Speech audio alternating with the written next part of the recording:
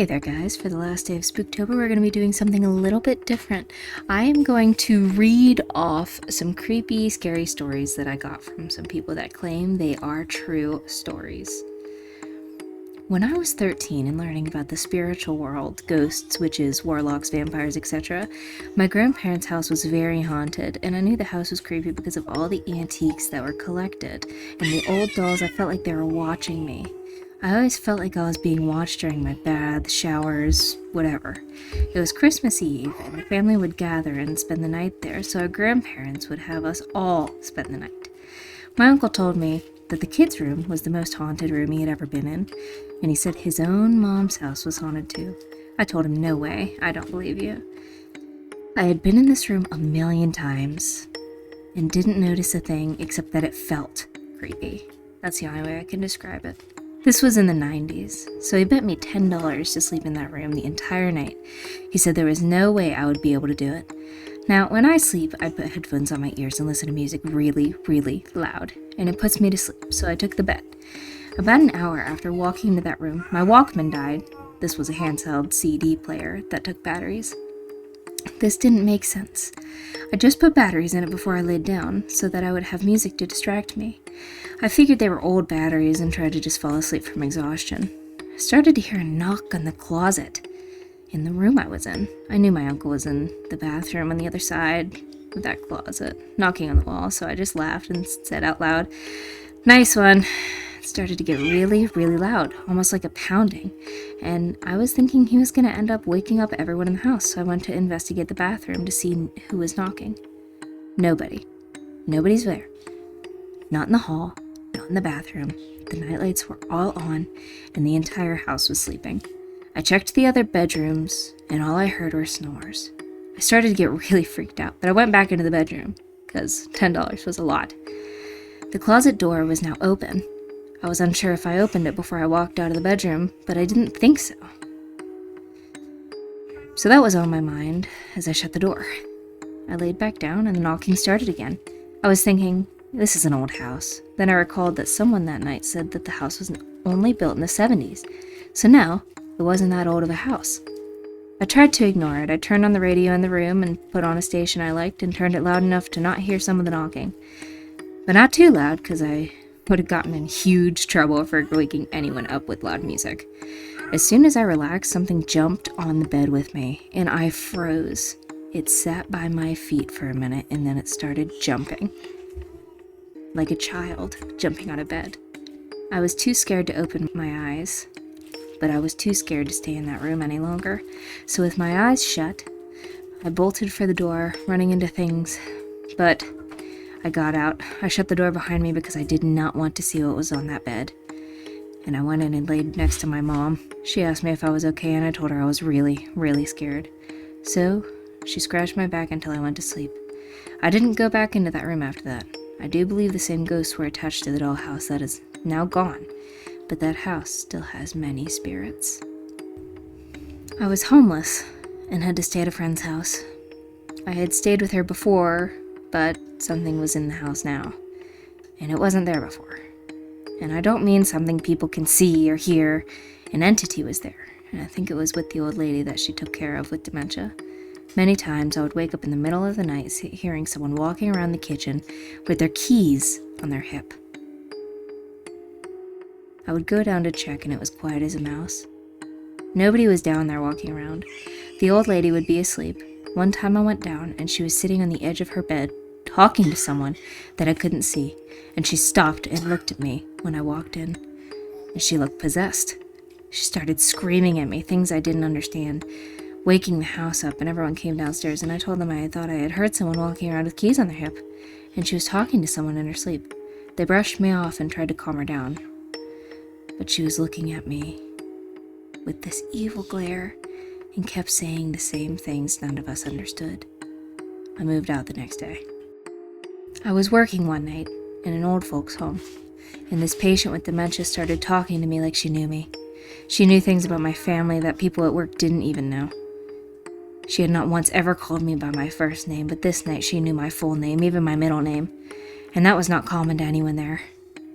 I was so freaked out that I asked if I could go home, and on the way to the elevator, she started yelling for me in a deep, raspy tone. The other nurses were running into her room. I don't know what happened, but I had to get out of there. I heard her yelling my name clear out of the parking lot, which I thought was so weird because none of the windows were open, and you can't normally hear what's going on from in the nursing home from the outside because a lot of people in there scream. I still heard her yelling for me, telling me to come back to her. I went home and told my fiancé and went to bed. The whole night I had nightmares and kept dreaming of her coming to hurt me, and when she would be to the point of killing me each time, I would wake up. The next day I was scared to work, but I went in anyways, and I walked past her room, but no one was in there. I asked what happened to her, and they said she had tried to leave the facility the night prior, but ended up down in the swim area, where she drowned. I had so many dreams with her and water. I still freak out thinking about her.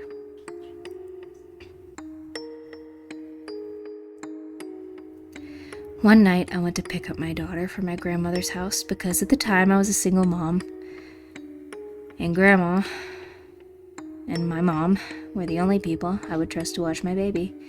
She was only 3. I always drove fast on the way home because I wanted to get us in bed. I also had work in the morning, and my daughter did not want to stay with Grandma that night. She wanted Mama. So, you do what you gotta do. She told me from the back seat, "Slow down, Mama." She had never said that before, and it kind of surprised me that she was even awake. I hit the brakes, and about 50 feet ahead, a whole family of deer came out of the woods. These deer did not look like the northeast deer that usually populate the area. They looked like deer you would see in the very south, skinny and small. If I had been going as fast as I would have been normally, I would have slammed into them and probably killed us all. And it was late on a back road. Not many cars come through there during that time of night. I am very thankful for her intuition. About a week later, we came home again, and I had to work early, so we went straight in bed where we had gotten home. In the morning, I was looking for my keys. We couldn't leave. I had only one set. I couldn't find them, and I knew soon we would be late. I started freaking out, and I asked my daughter, "Do you know where the keys are?" She kept saying, "They're in the car by my car seat." Now, I didn't listen, and I told her, no, that's not possible, because when I came in, she was sleeping, and I opened the front door with the keys. I would not leave our home unlocked ever. And I also locked my car doors, so there was no way. She just sat down and started playing, and I asked her, "Did you put them in your toy box or your kitchen set?" She said the same thing over and over. "No, they're in the car by my seat." I looked around the house for an hour, then I finally went out to the car to amuse myself, to see if it was unlocked, and it was. The keys were right next to her seat. I have no clue how she knew these things. Her intuition is very strong, and still is to this day.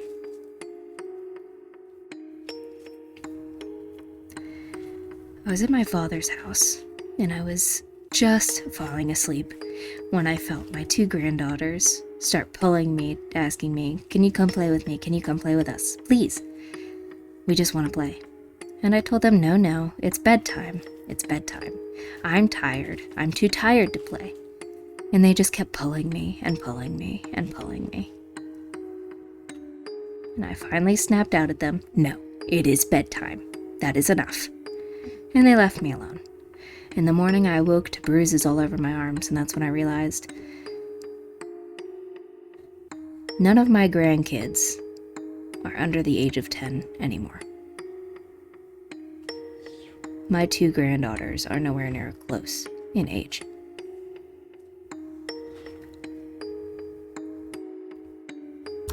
I was in my apartment, washing the dishes like I did every day for me and my daughter. I was a single mom, so it was difficult. My daughter peeked around the corner and kept giggling at me, which was adorable. She was a sweetheart. And I just kept hearing her run up and down the stairs. After a while, I heard her quiet down, and I figured she must have went to sleep. So I went upstairs to tuck her in, and I couldn't find her. And I looked around the house, and I couldn't find her. And that's when I remembered my daughter was with my mother, and she had been since the night before.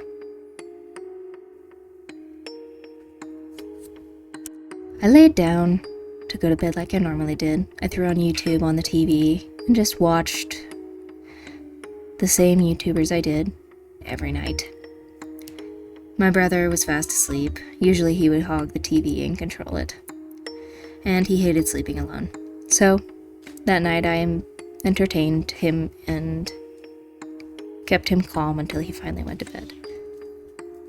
It wasn't the first time I stayed home with my brother by ourselves. He always kicked me in the back, always kicked me in the legs. But I found myself soon falling asleep with the nightlight on, like I always do. He couldn't sleep without a nightlight. I felt the covers get yanked off my feet, and in a groggy haze I opened my eyes to a woman standing in front of me, her face just inches from mine. I sat up quicker than I ever have in my life, and she was gone, just as quick as she arrived. I looked over at my brother, and he was curled up into a ball like normal. I looked over at that nightlight, and I thought it was supposed to make me feel safe. But tonight I wanted to turn it off.